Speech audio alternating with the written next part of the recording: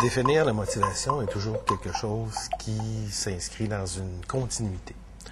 Une continuité en termes de facteurs, c'est-à-dire que plein de facteurs peuvent influencer la motivation chez l'élève, particulièrement au niveau de la réussite éducative. Les facteurs qui peuvent être nommés sont la famille, l'environnement, le prof, les projets, les atteintes de projets qui sont poursuivis pour l'élève en termes de but. La motivation est quelque chose qui s'apprend dans le sens que plus tu es encouragé, plus tu vis des réussites, plus tu recherches l'atteinte d'un objectif que tu t'es fixé, c'est sûr et certain que la motivation va être fonction du but réel.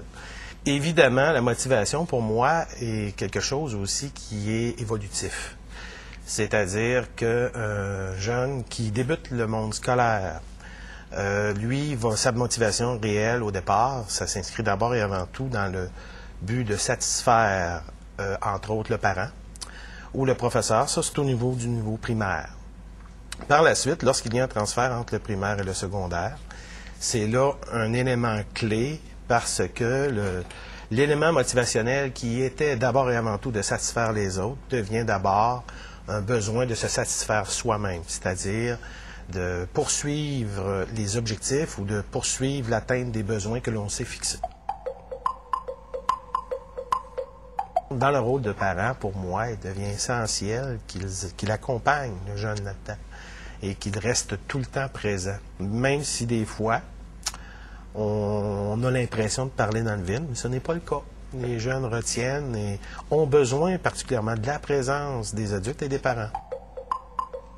Ce n'est pas d'accomplir et de faire les travaux à sa place, mais c'est surtout de soutenir, l'accompagner, de poser des questions, s'informer, savoir comment ça se déroule à l'école, c'est quoi le projet dans lequel tu travailles, avec qui tu le fais, c'est quoi les difficultés. Lorsque l'on parle de motivation, il y a deux éléments importants à tenir compte. Il y a d'abord et avant tout la personnalité de l'enfant comme tel, la poursuite de ses objectifs à lui, à savoir son intérêt, c'est quoi qu'il veut atteindre. Ça, inévitablement, c'est de l'intérieur, c'est de l'intérêt propre de la personne. Le deuxième élément, c'est beaucoup plus après l'atteinte des objectifs ou des buts, à savoir qu'une personne, on peut l'aider et nourrir cet élément motivationnel-là en lui accordant, si on peut dire, un certain soutien ou un cadeau, ou ce qu'on appelle la fameuse carotte, là, quelque part, pour lui permettre de rester en état d'éveil et de rester motivé pour la poursuite de ses objectifs. Des fois, ce n'est que des petits éléments qui permettent à la personne de rester très éveillée et en désir, finalement, d'obtenir les résultats escomptés.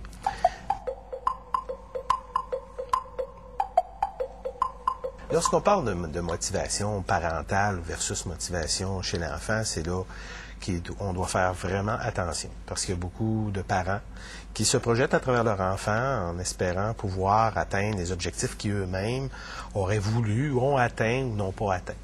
Il est important de comprendre que les objectifs à fixer auprès d'un enfant est fonction de l'enfant lui-même. C'est-à-dire que être motivé ne constitue pas toujours un secteur qui est de l'ordre d'avoir des résultats à 100%, 95%. Je pense que le trop haut niveau de performance exigé peut avoir pour effet aussi de provoquer l'inverse. Le plus important consiste à avoir des enfants heureux, avoir des gens qui s'épanouissent et se réalisent dans leurs propres désirs, que ce soit un métier qui exige de longues études ou un métier qui n'exige pas nécessairement de longues études, mais beaucoup plus des habiletés manuelles.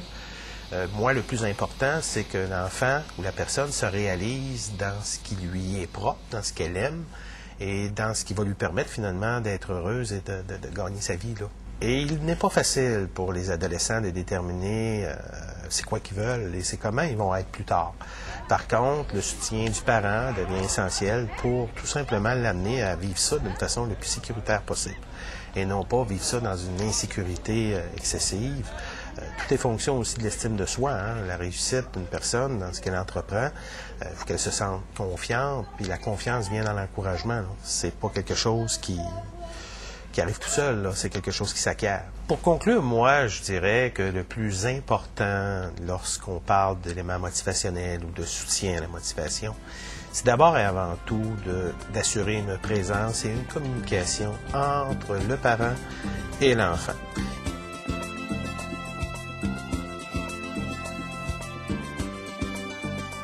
La chose probablement qui me motive le plus dans mes études, ce serait mon désir de compétition. J'aime ça, avoir des bons résultats, être toujours au sommet de ce que je peux donner.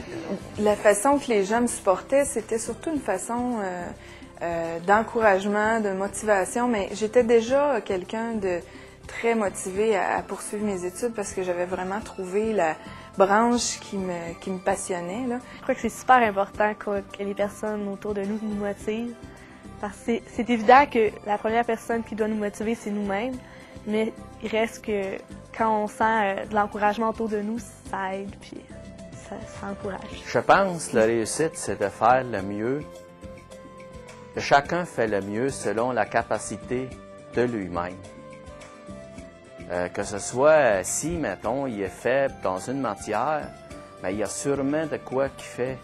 Il peut se valoriser en éducation physique, en musique. Ma sœur est plus jeune que moi, sauf qu'elle étudie beaucoup, puis quand j'ai pas le goût d'étudier, je me dis, elle étudie beaucoup plus longtemps que moi, je sais pas comment elle fait, mais je vais essayer d'étudier encore une demi-heure, tu sais, je suis capable au moins de faire ça.